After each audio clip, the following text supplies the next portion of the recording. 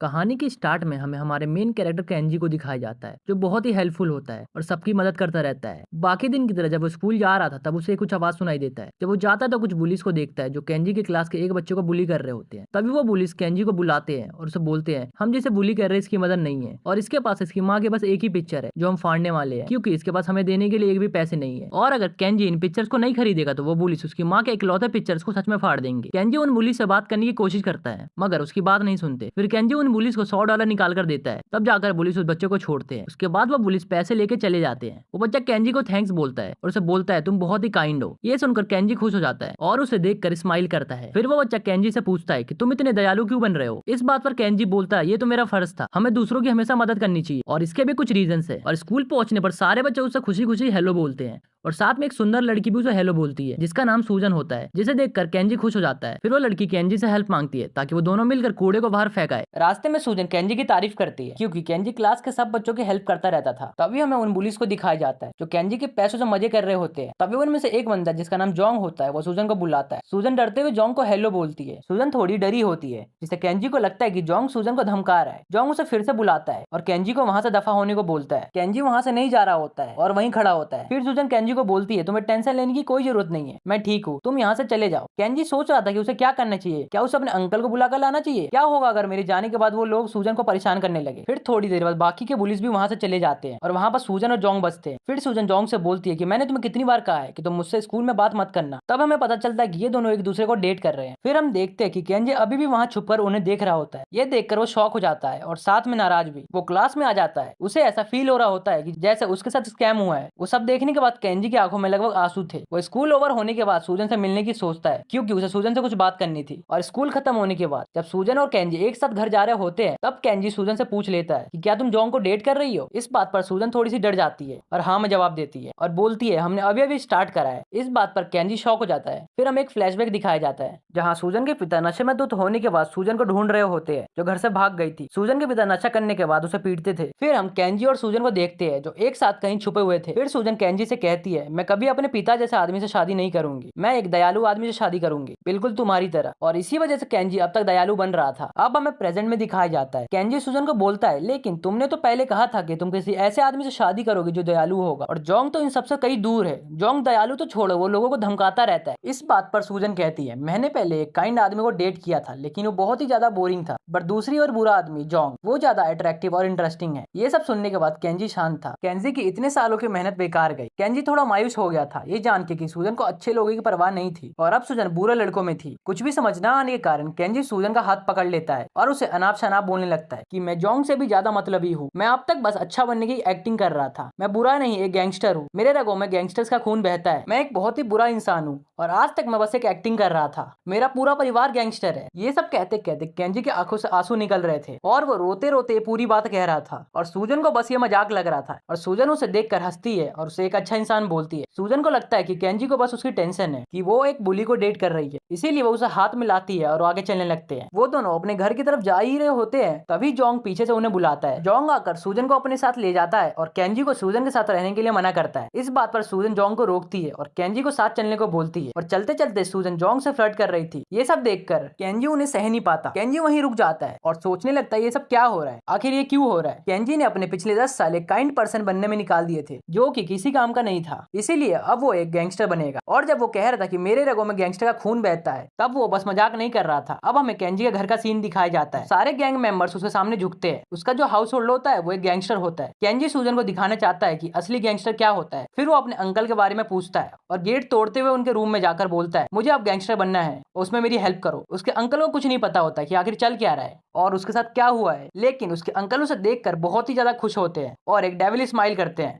Kenji के uncle 10 साल से इसी चीज का वेट कर रहे थे। उसने 10 साल से एक अच्छा और काइंड पर्सन बनने में मेहनत की थी और इसीलिए उसके अंकल ने धमकाया था कि बुरा इंसान बनने में कुछ ही सेकंड्स लगते हैं। केंजी वह सब छोड़ने के लिए तैयार था जो उसने पिछले 10 साल में किए थे। फिर केंजी के अंकल बोलते हैं सबसे पहले तो ये जो तुम्हारे अंदर से गुड बॉय की वाइब्स आ रही है उसे दूर करो, उसके लिए तुम्हारा पूरा ड्रेसिंग चेंज करना पड़ेगा और जो तुम इतने अच्छे से हंसते हो उसे बंद करना होगा क्योंकि गैंगस्टर्स के चेहरे पे हमेशा एक सीरियस लुक होता है। फिर केंजी के अंकल उससे पूछते हैं कि अचानक से उसे एक बुरा आदमी क्यों बनना है। तब केंजी बोलता है कि अब मेरे पास अच्छा बनने बनने का कोई रीजन नहीं है। केंजी अभी भी सूजन और जोंग के बारे में सोच रहा होता है और बोलता है क्या मैं अंकल जैसा बुरा आदमी बन सकता हूँ। तभी केंजी के पास नंबर 2 आता है उसे अच्छे से ड्रेस करने के लिए। फिर केंजी अपने कमरे से निकलता है गले में एक गोल्ड चेन पहने हुए और बिल्कुल गैंगस्टर और गुंडों माफी कपड़े पहने हुए। केंजी अपने अंकल से पूछता है कि क्या ये स्कूल पहन के जाना ठीक है। तब उसके अंकल बोलते हैं तू बिल्कुल झक्कास लग रहा है बेड़ू। केंजी जब स्कूल के कॉरिडोर में घूम रहा था तब उसे सब बच्चे घूर रहे थे। केंजी सबको हेलो बोलना चाहता था बट उसके अंकल ने उसे किसी को हेलो बोलने से सख्त मना करा था और किसी भी लड़की से बदतमीजी से बात करने को बोला था। केंजी जब अपनी क्लास में एंटर करता है तब वो थोड़ा डर रहा होता है। उसके सारे फ्रेंड्स उसे हेलो करते हैं लेकिन केंजी कैसे भी उन्हें इग्नोर करके जाकर बैठ जाता है। क्लास के सारे बच्चे सोच रहे होते कि आखिर आज केंजी को क्या हुआ है। तभी सूजन उसे कैफेटेरिया जाने के लिए पूछती है। वो उसे मना नहीं कर पाता और एक रूड वे में हाँ बोल देता है। सूजन को यहाँ कुछ भी समझ नहीं आ रहा था। क्लास में सभी को लग रहा होता है कि उनका झगड़ा हो गया है। तभी केंजी सूजन से अच्छे से बात नहीं कर रहा। रास्ते में सूजन केंजी से पूछती है कि वो उसे नजरअंदाज क्यों कर रहा है और वो एक अलग इंसान की तरह बिहेव क्यों कर रहा है, वो इतना कैसे बदल गया। इस बात पर केंजी मना नहीं करता। वो बोलता है मैं बदल गया नहीं, बदली तो तुम हो। और 10 साल पहले की बात बताता है और कहता है 10 साल पहले मैं भी तुम्हारे लिए बदल गया था और आज भी तुम्हारे कारण ही बदल गया हूँ। केंजी ने आज पहली बार क्लासेस को स्किप करा था और स्कूल के बिल्डिंग के पीछे वो शिंग जोंग और कुछ दूसरे बच्चों को देखता है जो क्लासेस स्किप कर रहे थे और वहाँ बैठे हुए थे। जोंग वहाँ स्मोकिंग कर रहा था। फिर वो किसी लड़की के साथ कुछ खाने के लिए खरीदने जाता है। केंजी को ये जानना था कि आखिर बच्चे क्लास स्किप करने के बाद क्या करते हैं, इसलिए वो जोंग का पीछा करता है। फिर वो देखता है कि वो दोनों कुछ ज्यादा ही क्लोज हो रहे होते हैं और सोचता है क्या पता ये लड़की इसकी भी गर्लफ्रेंड हो। यहाँ होमिन ये देखकर बहुत ही ज्यादा शॉक था और बहुत ही ज्यादा गुस्से में भी था। फिर वो दोनों जोंग के घर पहुंचते हैं और वो लड़की उसके घर में जाने से मना करती है क्योंकि उसे बस रामेन शॉप जाना था, लेकिन जोंग उसे फोर्स करता है। वो लड़की जोंग को मना करती है लेकिन फिर भी वो उसका हाथ पकड़ लेता है। इस कारण वो लड़की उसे एक चाटा मार देती है जिससे जोंग गुस्सा हो जाता है और वो भी उसे चाटा मारने वाला होता है। तब केंजी सोचता है कि क्या मुझे पुलिस को कॉल कर देना चाहिए। फिर सोचता है नहीं, ये मैं खुद संभाल सकता हूँ और एक पत्थर उठाकर जोंग को मार देता है,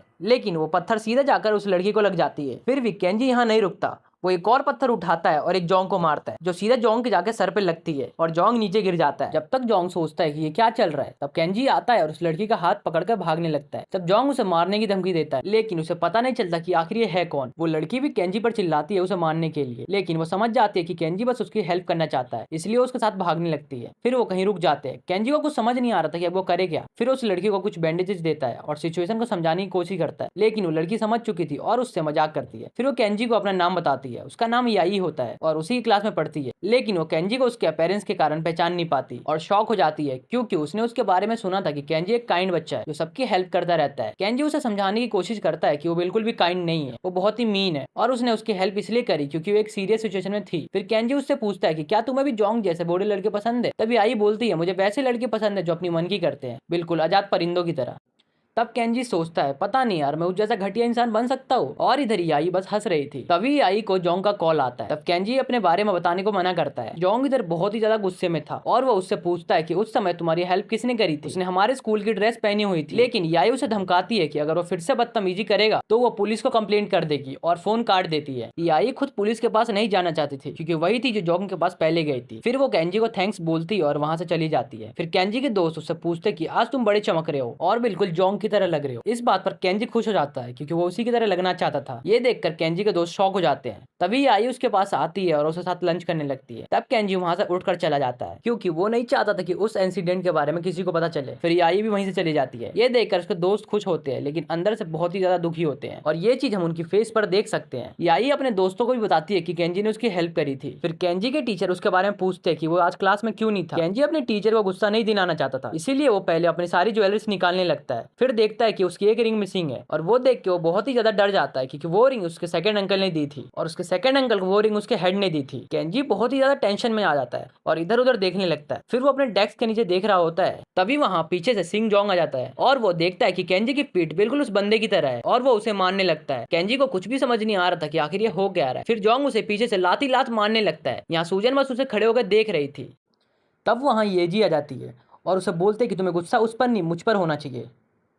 फिर जोंग उसका गला पकड़ के पूछता है कि आखिर वो कौन था, मुझे जल्दी बताओ। यहाँ येजी बहुत ज्यादा डर जाती है और सोचती है कि आखिर कौन है जैसे जोंग यहाँ क्लास में डरता है। फिर वो सॉन्ग का नाम ले लेती है जो क्लास का सबसे मस्कुलर बंदा होता है। सॉन्ग पीछे वाली डेस्क पे आराम से सो रहा होता है। जोंग उसका नाम सुनकर पहले तो डर जाता है लेकिन वो उसे ऐसे ही नहीं जाने देना चाहता था, इसलिए वो पहले उसके डेस्क पर जाता है, उसका नाम बुलाता है। यहाँ सॉन्ग उसकी बात नहीं सुनता। फिर जोंग गुस्से में उसके डेस्क पर लात मार देता है और उसे गिरा देता है। यहाँ क्लास के सारे बच्चे देखकर शॉक हो जाते हैं और येजी सोचती है कि उसका प्लान अब फेल हो गया। यहाँ सॉन्ग तभी खड़ा हो जाता है और वो जोंग को घूरते हुए देखता है। यहाँ जोंग पहले तो डर डर जाता है। फिर वो सॉन्ग से पूछता है कि क्या उस टाइम तू था? तब जोंग बोलता है हाँ शायद मैं ही था। इस बात पर जोंग गुस्से में आकर सॉन्ग का कॉलर पकड़ लेता है। तब सॉन्ग उससे अपना कॉलर छुड़ाने की कोशिश करता है और उसका हाथ पकड़ लेता है। तब जोंग को उसकी औकात पता चल जाती है और वो उससे दूर हो जाता है। फिर जोंग केंजी के पास जाता है और उसके सामने बैठने के बाद बोलता है क्या ये बंदा सच में मुझ पर पत्थर मार सकता है? और सोचता है नहीं, इस जैसा कमजोर कुछ नहीं कर सकता। फिर केंजी नोटिस करता है कि उसके अंकल की रिंग जोंग ने पहनी है। ये देखकर वो डर जाता है और सोचता है कि अब ये रिंग मुझे कैसे मिलेगी। तभी येजी केंजी के पास आती है और उसकी हेल्प करती है। इधर सूजन येजी और केंजी को एक साथ देखकर बहुत ज्यादा जेलेसी फील कर रही थी। येजी सॉन्ग को थैंक यू बोलती है। सॉन्ग को कुछ समझ नहीं आता और वो ऐसी वेलकम बोलकर चला जाता है वहां से। केंजी यहाँ बस रिंग के बारे में सोच रहा था और सोच रहा होता है कि आखिर में ये रिंग कैसे वापस लाऊं। घर पे उसकी ये हालत देखकर उसके सारे अंकल बहुत ज्यादा गुस्से में हो जाते हैं और वो एक वॉर की तैयारी करने लगते हैं और केंजी से पूछते हैं कि ये हालत तुम्हारी किसने करी, जल्दी बताओ। केंजी के सेकंड अंकल उस बंदे को मारने के लिए तैयार थे और बहुत ही ज्यादा गुस्से में थे। यहीं पर ये एपिसोड खत्म हो जाता है। नेक्स्ट एपिसोड चाहिए तो कमेंट करके बताओ।